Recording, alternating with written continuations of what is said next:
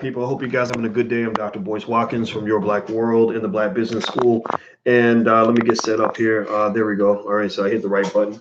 I hope you guys are having a good day. I wanted to hop in and have some intelligent Black conversations with you guys about some of the issues that are happening in our community, some of the things that we're all thinking about, and give you some perspectives on it that you're not going to hear in mainstream media. First of all, I want to say welcome to drboycetv.com. This is the home for intelligent Black people.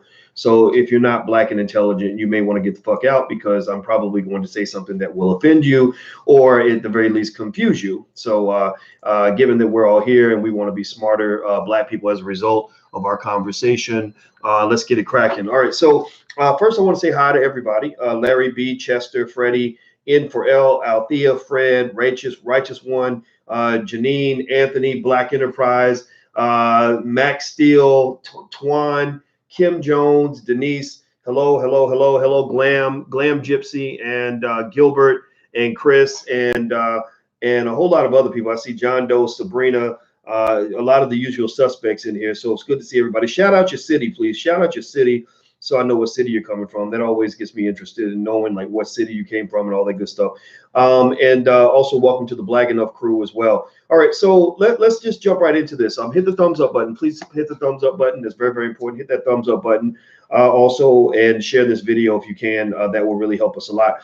All right, so here's the thing. All right, so I was checking out this thing with Russell Simmons, right? Now, some of you may or may not know, Russell Simmons has been under fire recently for allegations regarding things that allegedly happened many years ago. You know, and this is interesting because, you know, because I'm really trying to process the world that we're living in now. I'm trying to understand, you know, how this all kind of makes sense. I'm not saying that it doesn't. I'm not saying that it can't. I'm just saying I'm trying to get it right, and I need you guys to help me try to understand it. You know, and Sherry, I see you from Louisville. I see you, sister. Thank you so much for hanging out with us today. Got a lot of good friends in Louisville. That's my home city. Muhammad Ali's from Louisville too, and my grandma used to tell crazy stories about Ali back in the day. They were good stories. She went to his high school. You know, but so there's this thing with Russell Simmons, and apparently, you know, he's had some allegations against him for inappropriate conduct toward women.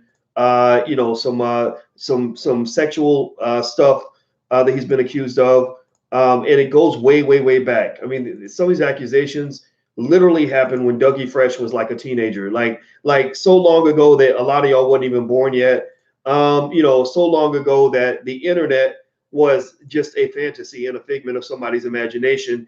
You know, so long ago that, you know, Barack Obama was still in college. You know, I mean, just really a long time ago, and it's taken on some steam, and it's gotten real interesting, and there are some people pushing to, in their words, hold Russell accountable, and I'm not opposed to accountability. Y'all know I believe in personal responsibility. That's not just a Republican concept. That's a common sense concept. That's something that, you know, that all of us as normal Black people should support, the idea of accountability.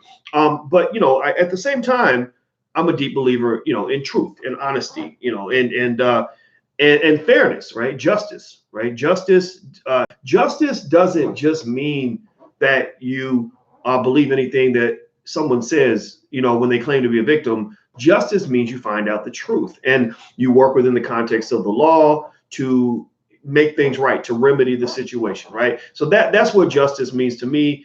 I hope that we can agree on what justice looks like. So with that regard, you got the whole Russell Simmons thing kind of popping off. And thank you, Marvin Coles, for your donation. I appreciate that. He says support Black businesses. Thank you for saying that.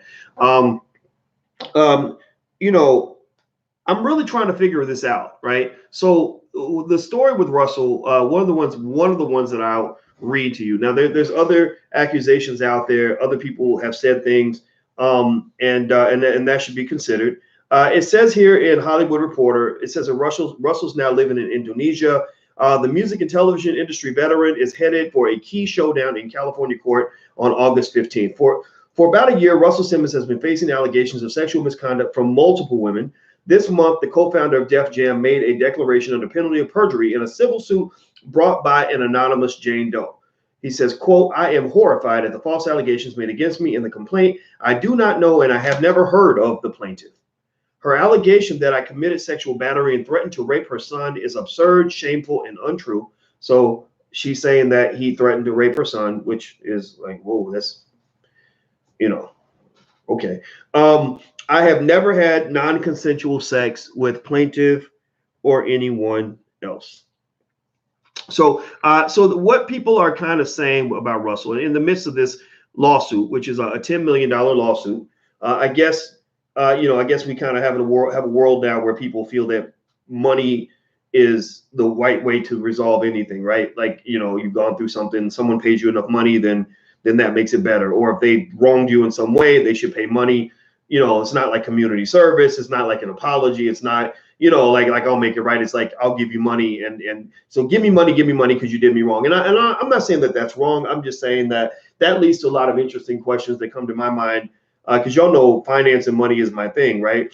And so my thought is, well, how much money are we talking? How much money is it worth, for you to feel better about the fact that you were raped or beaten up or somebody stepped in your toe? How much money should you pay if somebody, told you that you have a nice booty? Like, I'm not saying that there's an answer to this. I don't know. I'm just asking y'all. Feel free to say something. Feel free to, contribute to the discussion on this.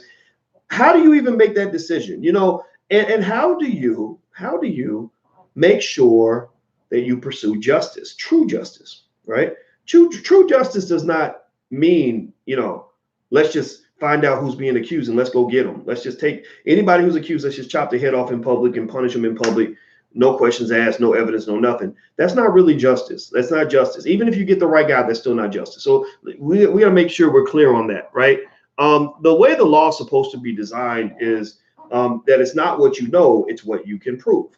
Because if it's just about what you know, then why can't cops just, cops know, they know who the drug dealers are, they know who the criminals are. Why can't the cops just roll up in their house and just shoot them in the head? Like, look, you a drug dealer. I know that you're dealing dope. And I can't prove it, but I know that you're dealing dope because everybody in the neighborhood said you're dealing dope. So, and because I feel that drug dealers are terrible people, I'm going to walk up in your house and shoot you in the head, and I'm going to kill your family in front of you because I've decided that that's the appropriate punishment. I decided that everything I do from this point on is okay because I know and they know and everybody know your ass been slinging dope, right? Is that justice? Somebody tell me yes or no. Do you think that would be justice? Has justice been served? Well, it depends, right? It depends on how you look at the world. Some of y'all might say, yeah, of course. Go kill him, kill their whole family, beat his wife, right? Like, like pee on his dog, like, right? Like some people will say, yeah, absolutely. But then some people will say, no, that ain't really justice. There's supposed to be a process, supposed to be a procedure, right? It's supposed to be evidence, it's supposed to be proof, right? You can't be judge, jury, and executioner because we're supposed to have a system. We're supposed to have checks and balances. We're not supposed to have chaos. This ain't thug life. Well, not Tupac's thug life. I'm talking about real thug life, like real thugging, right? Like our justice system ain't supposed to be thuggery. It's supposed to be civility, right? So let's circle back around. First of all, I want to say thank you to those of you who provided. Thank you, Ryan, for your support. I appreciate you so much. And thank you, Angelique. I see you guys in there supporting the channel. It means so much to us because we will put that money to good use. It will be reinvested in your hood to help us push the message of Black economic empowerment and Black intelligence throughout the world. That's what we do. That's what I dedicate my life to. And I hope that I communicate that to you by the fact that you see me on here every day, no matter what, right? Like that's what I do. Even when I go to New York this week, I'm going to New York tomorrow. And when I go to New York, you'll still be hearing from me from New York. I'm meeting with my homeboy, Etan Thomas, who used to play for the Washington Wizards. And we're going to talk Blackness and business and everything else. So going back to Russell Simmons, look, so I'm reading this story, right? So let me read a little bit more of this to you. Hit the thumbs up button. Please hit the thumbs up button if you haven't done this. Please hit the thumbs up button. It says the declaration became public this week after Simmons convinced a judge to hold a summary judgment hearing on August 16th, 6 months earlier than originally scheduled. The fact that Simmons is making a summary judgment motion and has offered a declaration comes after some goading from the plaintiff's attorney, Douglas Mastrioni. So the complaint was originally filed in March 2018. I'm gonna try to skim through as much of this as possible. You can read it on the Hollywood Reporter. Hollywood Reporter, they love to talk about, black men being accused of things. The lawsuit demanded $10 million in punitive damages. But here's what's fascinating. Here's what's really interesting about this particular lawsuit. And again, I want to make sure I'm stating all these observations without telling you whether or not Russell Simmons did this or did not do this. I'm not here to tell y'all that at all, because I've told y'all 1,000 times when people ask me about, like when people ask me about some other person's sexual choices or their sexual situations, I just say, look, I wasn't there. I don't know nothing about it. It ain't none of my business. It's not, I'm never all that concerned about what another man is doing with his penis, and nor can I take accountability for that. So can I tell you that Russell is completely innocent? No, I cannot. Can I tell you that he's guilty? No, I cannot. And I'm not going to do that. Same thing with anything. You ask me about LGBT or whatever. I'm like, I don't care what another man does with his penis. As long as he ain't putting it in me and ain't putting it in my woman, we good, right? So just make sure that's my policy on all of this, right? So when it comes to Russell, I don't know what he did, right? Nobody knows what he did. The 80s, 90s, maybe that was a crazy time for him. Russell's talked about that. I follow Russell on Instagram, and I actually on flynubianking.com. If you go to flynubianking.com, we actually shared the video from his Instagram discussion today where he talks about all of this. And Russell goes into detail with regard to how he said, yeah, during the 80s, I dated a lot of women, had a lot of experiences, because he was a rich celebrity, rich, famous black man in the 80s. I think there was some drugs mentioned, stuff like that. But he says, well, look, I never had unconsensual sex with someone, and these media reports are false.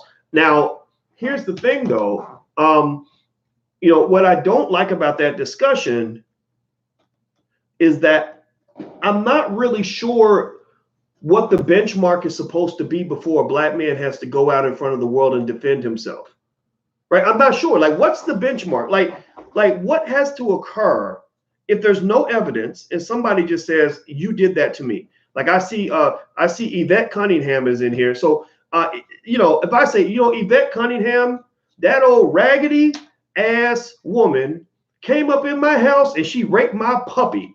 But Yvette Cunningham, I'm gonna get your ass, and I'm stating it publicly, girl. My puppy showed up, and we had to take her to get a rape kit, and I believe Yvette Cunningham did it.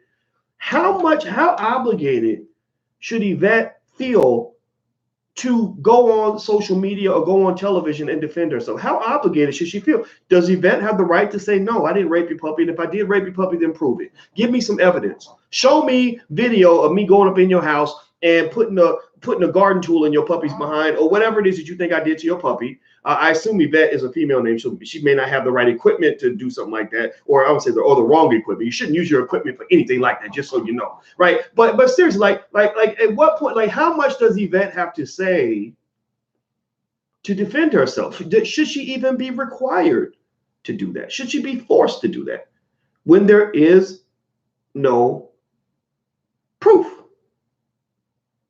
When there is no proof. Seriously. And somebody say, wow, this guy is disgusting. That's so funny.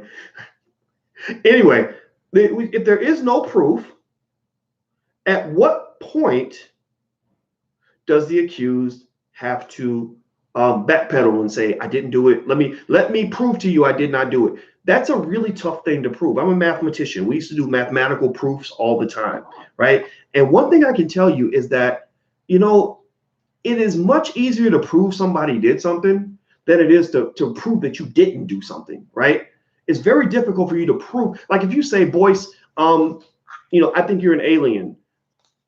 I can't prove to you that I'm not an alien. You just got to take my word for it. All I can say is, I think I'm human. If you cut me, I'll bleed. And they say, no, that's just fake blood. That's not real. Okay. But my point on this at the end of the day is, at what point do I have the burden of proof on me? And how do we get to a society where the man, especially the black man, is stuck with the burden of proof, when actually the way the justice system is supposed to be designed, the burden of proof is supposed to be on the accuser? Anybody in here familiar with the law on any level and familiar with that idea? That the burden of proof is actually because the incarceration of another person is such a serious thing, because destroying another person's reputation is such a serious thing. They give plenty of avenues for you to receive justice, but all they say at the end of the day in the law is they say, look, just prove it. Just provide some evidence. Show us something that says that this happened, as opposed to just having to take your word for it. Right? Am I crazy? Am I out of my mind for saying this? I know I'm gonna get in trouble. I already know I'm gonna have some people in there calling me names and saying things about me and everything else. That's fine. It's all good. I'm used to that. I can take the hits. But am I crazy to say that maybe we shouldn't have a world where anybody and everybody can accuse anybody and everybody of anything that they want and not have to prove anything in order to destroy that person? All I'm doing is basic logic. 2 + 2 is 4. People are trying to tell me that 2 + 2 is 186, but I'm a mathematician. I know that 2 + 2 is 4, and it's always been 4. It's never going to not be 4. You can only lie to yourself and say it's something other than 4, but it's always going to be 4. Anyway, Michael Booker, thank you very much. It's Michael or Mikael. Thank you so much for your donation. I appreciate it. I inbox you on Black Enough. Yeah, man, I get like 1,000 messages a day, bro. So I'm probably not going to see it. I try to get through the messages, but my day's so short, it's hard for me to read every message. If you'd like to have a business meeting or something with me, you can email manager@boycewatkins.com. That's manager@boycewatkins.com. Just so you know, because my time is so short, we have a consulting fee because we can only talk to people that are serious about what they're trying to do, their business or whatever. So there is a fee, because it's like if you want to go meet with Steve Harvey, like you can't just be like, hey man, come on, let's have a meet, let's get on the phone because he's busy. Well, I'm not Steve Harvey. I don't think I'm as important as him, but I have a lot of stuff to do, a lot of people I got to take care of, and a lot of business meetings I have to go to. So I apologize if I can't meet with you directly one-on-one, but I do have a giant team of people that can handle meetings and hear your proposals and everything else. So feel free to email manager@boycewatkins.com. Hit the thumbs up button. Please hit the thumbs up button. Let me jump back in. We're talking about Russell Simmons and these allegations, and Russell actually got on Instagram and kind of defended himself. He's kind of into a lot of spirituality these days. I don't think this is a new thing for him. I think he's been meditating for a long time. So he was in his Buddha position, and he was, kind of giving his perspective on things. And he was basically saying on Instagram, and you can go to flynewbeingking.com and check out the video for yourself if you want to see what he said. And also on his Instagram, I think it's Uncle Rush or something like that. And basically he was saying, that the media is kind of crazy because people will just write and say anything and people will just believe it because you're famous. And I don't know what it's like to be in Russell Simmons' shoes. Russell Simmons was kind of like the male version of Oprah Winfrey in that he wasn't just a king, he was a kingmaker. Like he discovered Curtis Blow. That was his first big break. Then he discovered Run DMC, which one of the group members happened to be his brother. And then he went out and he ran Def Jam, which put people like LL Cool J on the map. So when you are the creator, when you gave birth to LL Cool J, that's another level of power in the industry. I remember watching the Def Comedy Jam anniversary where all these comedians, all these really famous celebrated comedians were up there thanking Russell in the open for giving them their first opportunity, things like that. So he's done a lot of good things for people, but that doesn't mean that other things couldn't have happened behind the scenes. But I will say that I do understand a little bit about what he's saying in that I've also, I've had that happen where somebody will say something. I'll be like, how can somebody just pull information out of their ass and throw it out there in public and people believe that it's true? Well, what it is that when you get to a point where you seem larger than life or you become, famous and you're a quote unquote big shot, people believe anything about you. I had a person that made a video on the internet that said that I am controlled by the Jewish community, that Jews give me all my money, and that I only sleep with white girls. And I think I've been accused of being gay. They say you haven't made it till you get accused of being gay. I think so a lot of things where you're like, man, like, wow, like people really can do that, huh? And so you can't do anything about it. You can't fight it. At first you try to fight it. Like, Beyonce said she used to cry because people would say things about her that weren't true and it bothered her. Now you see Beyonce. Beyonce is stoic and she's very queen-like. She's Queen Bee. She carries herself in a way where it's like, I don't care what you say. Like, I'm still going to be Beyonce. I'm still going to be great. I'm still going to let my light shine no matter what. And that's really probably the best advice I would give anybody because it works at all levels. If you are succeeding, you're going to have people that are going to make up stories about you, because in their mind, actually, even in the minds of your enemies, you may have achieved such a legendary status that they don't see you as human anymore, right? You're either you're either dehumanized because you're at the bottom, or you are superhumanized because you're at the top, or supersized. So they will attribute things about your life that don't make sense in anybody else's life. Like they'll say, oh, every morning he flies in 3 bow-legged midgets to have sex with him every Tuesday. And people will believe that because they believe that you live this different life from everybody else, that you don't, use the bathroom like everybody else, and have to deal with your kids and take your kids to school and have relationship issues or whatever it is. Like, people think that you live this weird life where all these amazing things are happening, and it's just entertainment. It's just entertainment. And that's fine. It happens. It is what it is. But I think that the challenge with this kind of stuff is that it's not entertainment anymore when you're affecting somebody's, reputation, livelihood.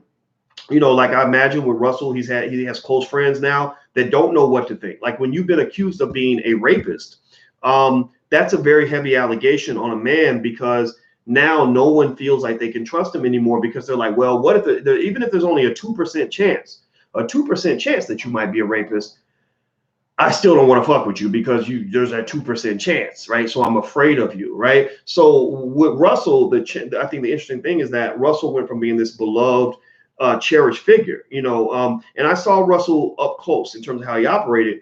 I didn't meet a lot of people who didn't like Russell, who had an issue. I mean, I've met people in the entertainment industry who hated damn near everybody.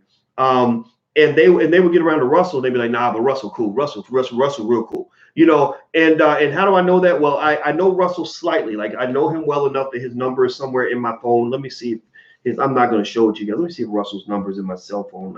We worked together years ago on something, about 5-6 years ago, before all this stuff. Let me see here. Let me see if Russell. Oh, look at that! Wow, I didn't know it was still in there, but it's still in my phone. I can't show you because I don't want to reveal his number. But yeah, so Russell, but it wasn't like we were best buddies. But I did know Russell well enough to know that we accomplished something working together. It was in 2013, and you can still go look it up. He and I wanted to attack the mass incarceration epidemic, in terms of the government's policy on mass incarceration and how Black people were being affected by prisons. Now people are into it. They're into this whole thing with the police and mass incarceration. But back then, it wasn't really a popular thing. But I think Russell had a lot of friends that have gone away to Rikers Island, stuff like that. And I have friends that have gone to prison. And so somehow we just ended up talking about it. And we did this project. And we wrote a letter. I wrote the letter. It was to President Obama. And you'd be amazed at how hard it was to get the Obama administration to even do anything for Black people in mass incarceration. I mean, and once I saw that behind the scenes, I was very sad, because, when I come out and tell people this, they don't believe me, or they think I'm just hating on Obama. But it was really fascinating that they fought so hard. I was like, wait, but you're Black. You Black people vote. Like I didn't get it. But they really gave us a hard time with that. But what Russell did was he got a bunch of people to sign this letter. So I wrote the letter out, and the first version of the letter I wrote, Russell came back and said, he said, I think it's a little bit too harsh. You want. Let's be supportive of the administration. Let's not push let's not smack them side of the head, because that's what I do. I tend to go extra hard. That's why nobody likes me, because I just say what's on my mind. So I said, okay, let me bring out the inner Zen or the Buddha in Boyce or whatever, and write a different letter. And we did, and we sent it to the Obama administration, and Valerie Jarrett immediately tried to squash everything and just did some really, really dastardly things, I felt, behind the scenes to kind of stop the momentum. We got a lot of great celebrities to sign the letter. In fact, let me see if I can actually find anything online, because I was really happy with how many people we were able to help. Let me see here. Let me see if I can find it. Hit the thumbs up button while I dig this up. Please do that. Yeah, there's a lot of stories on it. If you just type in like end mass incarceration, I think it's yourblackworld.net/end mass incarceration. So on the page, we were finally able to get a lot of celebrities to sign this letter. And Russell, I didn't know how well Russell was going to respond. I did not know if he was just, saying he wanted to participate and wasn't really going to do what he needed to do.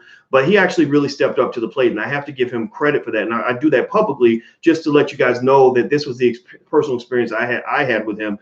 And if you look at the letter, I mean, there were a lot of cool people that signed it. Everybody from people like, Mark Morial from the Urban League, and people on that side of the fence like Michelle Alexander and others, but also he brought in the entertainers, like even people like Jim Carrey, Cedric the Entertainer, Will Smith and Jada Pinkett Smith, Jamie Foxx, Omar Epps, even Roseanne Barr signed it, which that's Russell, because he's able to be friends with that. Again, that was his energy. His energy was that everybody just really liked him because he just didn't seem to have any enemies. It was really fascinating. Mike Epps, Jamie Foxx, Therese, John Hamm, Hill Harper, Woody Harrelson, the Kardashians all signed it. Justin Bieber actually signed it. And when Justin actually tweeted out the letter, that's actually what made it the #3 trending hashtag in the world. And what happened was when Justin tweeted it out and it took off, that's when the Obama administration felt pressured to respond. So it actually reminded me of, I think Roosevelt told black leadership, he said, I hear what you're saying. I hear, all the issues that you bring up, and I agree with you, but you have to go make me do it. You have to pressure me to make me do it. So with politicians, you have to force them to do things. So anyway, I see Nia Long. I don't remember everybody who was on this. Eva Longoria, Michael Moore, Jay Farrow, Tim Robbins, Chris Rock, let me see, all the Simmons family, Vanessa, of course. Let me see, there's Will Smith's name, Kerry Washington, Marlon Wayans, Jesse Williams, Jeffrey Wright. So a lot of pastors, so all these people came together. Charlemagne the God signed it, David Banner, Chuck D. So a lot of people signed this letter. And here's the thing, I did my part, right? I got some people there, but I'm not really wired into the celebrity community the way Russell is. Russell really stepped up to the plate on this. Russell really came through for the brothers and sisters that was locked away. Now, again, I can't speak on things that might have happened in the 80s or the 90s. I don't know what happened back then. I'm not going to pretend like I do. I wasn't there. But I can say that in the year 2013, when we went to bat on this mass incarceration issue, he had every reason to fold. He had every reason to coon out. He had every reason to earn the Butter Biscuit Award, which my wonderful colleague Vicky Dillon created for cooning Negroes out here who don't know who the hell, like the Angela Rye's of the world or whatever. He had every reason to do that because at that time, the way the Obama administration was controlling Black people was by basically offering them trinkets and bullshit, like inviting them to Christmas parties and letting them hang out with the Obamas and take photo ops. But Russell, when they threatened to take that away from him, when they kind of let him know, like, you're not going to be in the celebrity crowd that's going to get to hang out with Obama, Russell stood his ground based on his principles. So in that regard, at least when it came to incarceration, he showed a tremendous amount of principle that I don't see in a lot of celebrities.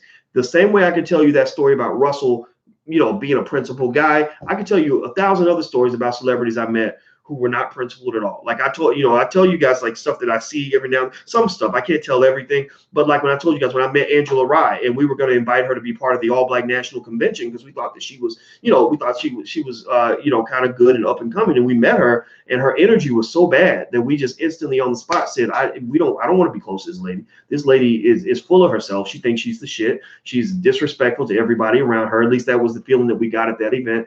And other people saw this, and I just said, I don't want to be around that. So the same way I could tell you that I was telling the truth about what I saw with Angela Rye, that is what I saw with Russell, right? He impressed the shit out of me with this mass incarceration campaign. Now, with that said, I think that obviously we can all agree, I hope, that victims of sexual assault deserve to be supported and respected. But support and respect does not mean that you're going to believe any word that comes out of anybody's mouth. You can't do that. You can't do that. 30 years ago, I mean, they literally, I went back and I kept reading this article, and they were literally saying that this stuff allegedly happened in 1988. Now, here's what they do know. Here are some facts that they do have. The lady that's making this accusation, that's suing for $10 million, she declared bankruptcy years ago, and she was arrested for being a prostitute. So she was a broke hooker, right? I'm not saying that makes her a bad person. I'm not saying that means she can't be a victim. I'm not saying that means she can't be telling the truth. But if a broke hooker comes to you and says, look, I need $3,000 because my mama needs surgery, and I need you to, and I can't prove it to you. I can't show you any documentation, but I need you to give me $3,000, and I need you to believe me the same way you would believe your pastor, because I said it. What would you do? Yes or no? Would you believe, like, if somebody, let's say there was a hooker down the street who was broke, and maybe you think that that person has a drug problem, and they come to you with an elaborate story about somebody in their family being sick and they need $3,000, and they need you to just take their word for it. Would you take their word for it? Yes or no? Yes or no? Come on, answer me. Talk black to me now. I'm waiting for an answer. Okay, I see Tawan is just giving a little smiley face. Okay, Blazing says hell no. Okay, it's this little thing called evidence. Says Vernial, I agree. Right? Brandon just gives a little smile. Some of y'all just laughing. They didn't even respond. That's okay. That's okay. Right? You can't. Like, I mean, credibility matters, and it's not. I'm not being radical when I say this. It's unbelievable that me simply saying that evidence matters, that's a radical concept. That's not a radical concept. That's called common sense. That credibility matters. So if you look at this person making this accusation, they already don't have credibility, but they also don't have evidence. Now, a person who doesn't have credibility, I believe they should be believed if they have evidence. A person, even if the person's a liar, like even if you know that they're a broke hooker and maybe they were a crackhead or whatever, but they got evidence. Like if the person's is a broke prostitute and they say I need $3,000 because my mama's sick, and they show you documentation and they take you to the hospital and you see the mama and the mama's all sick and you see pictures of the mama and and the doctor calls and says, yeah, I'm Dr. Smith at the hospital and their mama has cancer and it's so bad, then you might be like, okay, you know what? You might be a liar in other situations, but you're not lying today, and I'm going to believe you. So a person who has low credibility can be believed. I'm not saying that you can't believe someone just because their credibility shot, but what has to occur is that if your credibility is low, or even if it isn't low, you need something that's going to help you know that you're getting the right person, because when you retaliate, you're destroying another human being. When they send these black men off to prison, you know that they're getting raped, right? You know that they're getting raped. Now imagine if these were white women and I was sitting and I let people, I could declare a free-for-all. Let's say that I said, anybody who's ever been wronged by a white female or any female, just come to me, just fill out this form, write down the names of any women who have made you feel bad or who have harmed you or who you feel have assaulted you emotionally. Maybe it wasn't physical abuse, but maybe it was just emotional abuse. And write their name down, and I'm going to go and destroy their reputation, take their wealth, cause them to lose their job, take away their children, and send them away to prison to be raped repeatedly over and over again for the next 25 years. Would that be right? No, it wouldn't be right. It would be about the most horrible shit imaginable. So if it's unethical to do that to a white woman, why do we think it's okay to do it to a black man? Why do we think it's okay? Why do we think it's okay to do things to black men that we would never do to anybody else? That's my point. That's my point. And I know I'm going to get pushed back. I know people have their standard defense mechanisms. First thing they do is they want to come out and they want to say, oh, you're a sexist, sir. And I'm like, a sexist in what way? Explain to me and my daughters and the young ladies in this house that where I support their empowerment every single day. Explain to me how me giving you logic and facts makes me sexist. And then I need you to also explain, or actually, I will explain to you why your accusation toward me is simply a defense mechanism to keep you from addressing the core issue. Because as sexist as you might want to call me, you might think I'm sexist, but I know you're racist. And I got proof. So I got something you don't have. I have proof of that. I have proof of that. So I trump your words with evidence.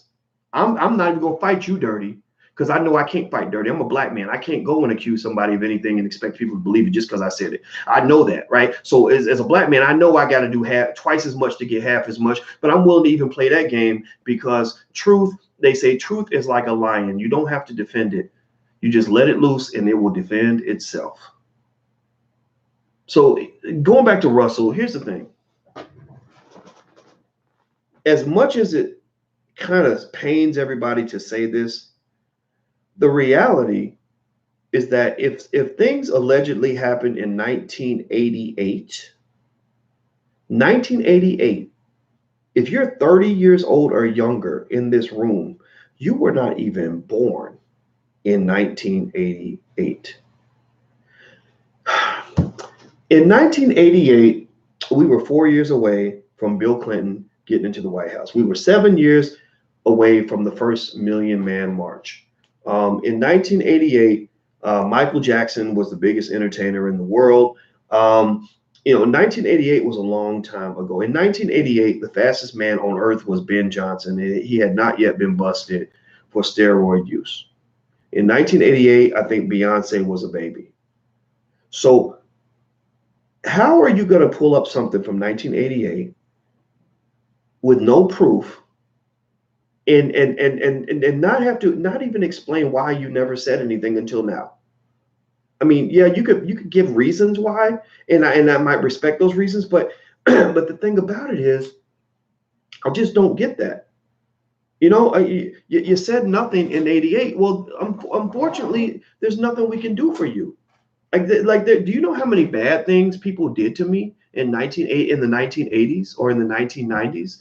I've had things stolen from me. I've been beaten up when I was a kid. I've had people say things about me that weren't true. I've had people hurt my feelings. I've had people, try to destroy me. And I've had women break my heart. Right? We've all had things that we've gone through. Now, of course, because there is a certain privilege that the white female gets that other people don't get, what they will come back and say is, well, nothing that you went through is as bad as what I allegedly went through when it came to a sexual assault. And I don't know how to play that game. I don't know how to play that game without coming off like an evil man. When I say, well, what is it that a man can go through that will allow me to convince you that maybe there are times where I have felt as bad as you do?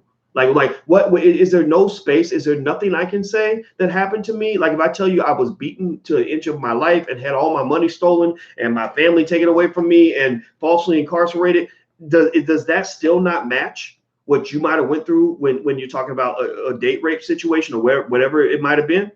Because that's not fair. That's a game that's designed to put the white woman on a pedestal and to allow her to say, if I say that I was assaulted, then that trumps any crime that you claim happened to you. Anything that you say happened to you as a black man does not match what somebody might have done to me.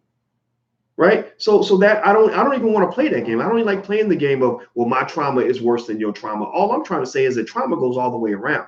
That's what I'm trying to say. That's my point. My point is, now somebody said, now Don Sen says my sound is bad. Can you guys hear me? If you can hear me, say yes or no. Let me know yes or no if you can hear me clearly. If you can hear me clearly, say yes. If you can't hear me clearly, say no. Let me see here. Okay, a lot of people are saying yes, Don. So I think that you have an issue with your microphone, brother. So I don't know what to say to that. I wish I could help you, my friend. You may want to listen on your cell phone. So that's all I'm saying. My heart goes out for any victims. I think any victims that provide evidence deserve to be heard. I think victims that don't have evidence will have a harder time. They can still also be heard, but they must be heard under the assumption that they don't have the same level of credibility as somebody that provides proof or somebody who reported the crime when the crime occurred. Right? Does that make sense? Does that make sense to you? I mean, am I sounding like an asshole? Am I sounding like a terrible sexist man? Am I sounding like a man who says that rape is okay? I hope I don't sound that way, because that's not what I believe. That's not what I believe.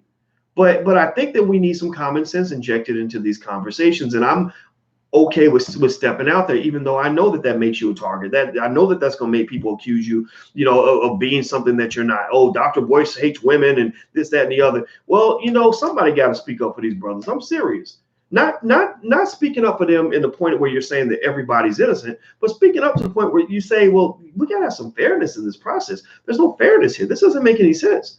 So again, with Russell, once again, I don't know anything about Russell's life before I knew him. And even when I knew him, I didn't know anything about his personal life. I never partied with him. I never hung out like that. We talked on the phone regularly to do this incarceration campaign. He did a wonderful job on this campaign. He stood up for the black community in ways that deserve to be commended. I want people to know that he did this. He had integrity behind the scenes and in front of the camera. In fact, there were times where I saw where he did things he did not have to do. He went on CNN, and when the campaign passed, and it was big news, it was on the cover of every newspaper. they, you know, I was more, I'm like the smaller, you know, I'm like the smaller figure. Like I'm not Russell Simmons, right? So what they did was they actually gave him all the credit. Like they would just be like Russell did it all by himself. And I was like, damn, they didn't even say nothing about what I did. But I was like, oh well, who cares, whatever. But you know, Russell, when he was on TV, they asked him about it, and he went out of his way to say, yeah, I work with Dr. Boyce Watkins on this. And I was like, oh, that's nice of him to even mention that I participated, because some people would just act like they did it all by themselves. In fact, I've worked with people like that. So I'm just going to say that that he showed integrity in that situation. Now, does that mean that something couldn't have happened in 1988 or 98? It seems like Russell has a lot of interesting stories about his life back then. I don't know if it happened, but here's the thing. Here's what I will stand by. He doesn't have to. You should not have to go through life convincing people that you're not a rapist. I don't like that at all. I think that if somebody provides evidence, then you have to address that conversation. But if there's no evidence, no proof, no police reports, no nothing, then you know, and especially if you're talking about this situation where the woman was a prostitute who had money problems, it's easy for somebody to say, okay, well, that's her motive. That's motive for committing a crime. Her crime may be, I'm going to go after this rich guy and tear him down because I know I can get money, because people will believe me. They believe anything I say because I'm a woman.